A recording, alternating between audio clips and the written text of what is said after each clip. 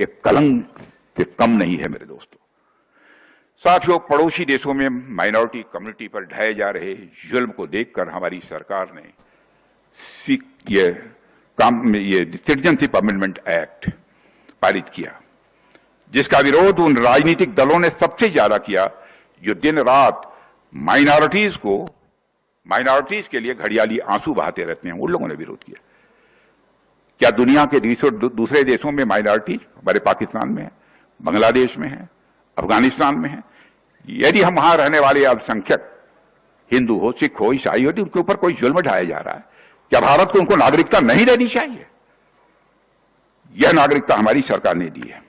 और बहनों भाइयों, पूरे देश को बराबर इन लोगों ने गुमराह करने की कोशिश की है।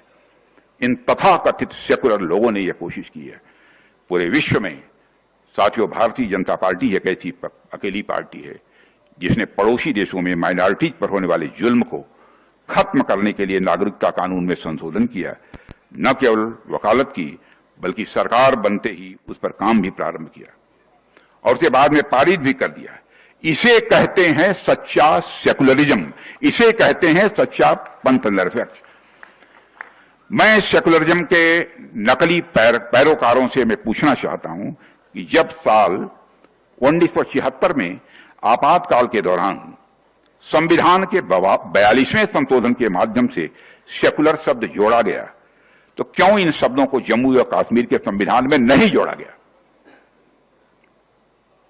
क्या जम्मू एवं कश्मीर को सेकुलर नहीं होना चाहिए था? लेकिन उसमें नहीं जोड़ा गया, जहां पर कश्मीरी पंडितों को मजहब के आधार पर टारगेट किया जा रहा था।